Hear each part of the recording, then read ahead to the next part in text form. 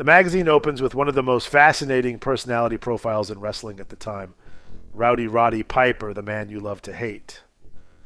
The article explains that Piper may be the most contradictory man in the entire WWF.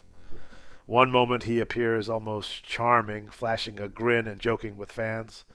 The next moment he is arrogant, vicious, and completely unpredictable. Fans write letters to the WWF calling him rude, sarcastic, and outrageous. Yet those same fans cannot stop watching Piper's television segment, Piper's Pit. The magazine describes him as a man who deliberately keeps the audience off balance. Piper claims he trusts no one in wrestling and insists he needs no friends. He built his career the hard way, fighting his way through boxing and small wrestling circuits before reaching the national spotlight. According to Piper, intimidation is part of the business, and if other wrestlers cannot handle it, there are always pizzas to be made somewhere else. The article also hints at something deeper behind the bluster, suggesting that Piper's constant attacks on fan favorites like Hulk Hogan and Jimmy Snuka might come from a complicated mixture of envy, ambition, and a desire to stay at the center of attention. That personality spills directly into the next major feature, Shocker at the Garden, Piper's Night of Infamy, which recounts one of the most chaotic moments of the rock and wrestling era. Madison Square Garden was hosting a major WWF card when singer Cyndi Lauper was being honored for her role in promoting women's wrestling and managing women's champion Wendy Richter. The ceremony was meant to be a celebration. Dick Clark was present. Captain Lou Albano was being recognized for his involvement in a charity effort supporting the fight against multiple sclerosis, and the crowd was packed with wrestling fans and music fans alike. Then everything changed. Roddy Piper stormed the ring alongside Cowboy, Bob Orton, and immediately shattered the moment. Furious and screaming, Piper grabbed the microphone and declared that it was his television program, Piper's Pit, that had truly made Lauper famous in wrestling circles. He smashed a framed gold record over Captain Lou Albano's head, knocking him to the mat. When Lauper rushed to help Albano, Piper shoved her violently to the canvas. Lauper's manager, David Wolff, tried to intervene only to be picked up and slammed brutally onto the mat by Piper. The crowd erupted in shock and outrage.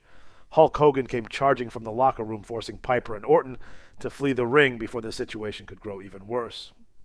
Wolff had to be taken backstage on a stretcher. Lauper knelt beside him in tears while officials and doctors rushed in to help. The article describes the entire scene as a moment that stunned even people accustomed to Piper's usual villainy. The story then connects directly to the next feature, Captain Lou and Cyndi Lauper, together for a cause, which tells the story of how the two personalities had begun repairing their once bitter feud while raising money for the National Multiple Sclerosis Society. The magazine describes an event in New York Studio 54 where Albano and Lauper hosted the finals of the Ugly Bartender Contest, a charity fundraiser where patrons voted with donations to support the MS cause. Hulk Hogan even appeared at the event and jokingly told the crowd that Lou Albano might look rough on the outside, but deep down, he had a good heart. The cooperation between Albano and Lauper eventually led to the moment at Madison Square Garden, where she presented Albano with the award that Piper later destroyed in his attack. The cover story follows next with Out of the Mountains and Into the Ring, Hillbilly Jim becomes a folk hero. The article introduces the towering Kentucky wrestler as one of the newest sensations in the WWF. Hillbilly Jim stands more than 6 feet 7 inches tall and weighs nearly 300 pounds, but the magazine emphasizes that his personality is as important as his strength. Raised in the Appalachian Mountains, Jim grew up hunting, fishing, and working in coal mines. He proudly calls himself a hillbilly and says he learned to fight when rough characters in his hometown tried to challenge him. Jim entered the WWF after rushing from ringside to help Hulk Hogan when Ken Patera, Big John Studd, and Bobby Heenan attempted to attack the champion with scissors during a televised incident. Impressed by the young giant's courage, Hogan took Jim under his wing and began training him in professional wrestling. The article describes Hogan teaching him weight training and ring technique, while Jim adapts quickly to the science of wrestling. Even veterans like Jimmy Superfly Snuka are quoted saying, "The Mountain Man has the potential to become something special."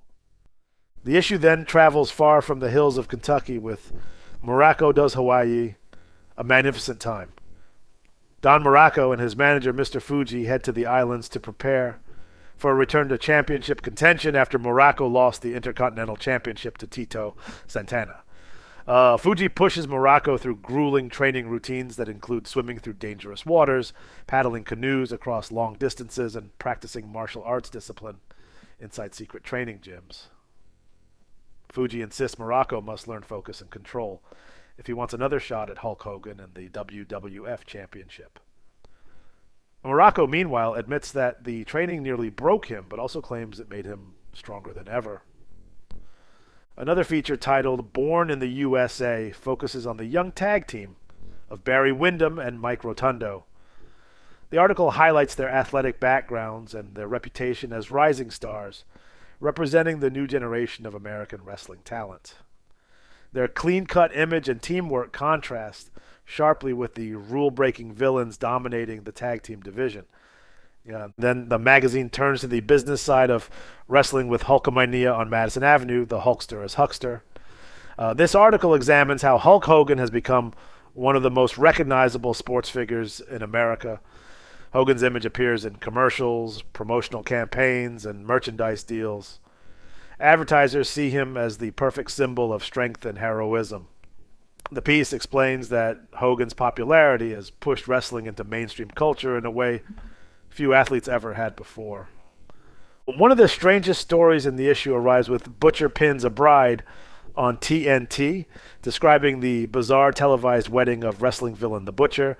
Better known to fans as Brutus Beefcake before his transformation, the article recounts how the ceremony quickly turned chaotic, becoming one of the most unusual spectacles ever shown on wrestling television. Later features explore other personalities across the Federation.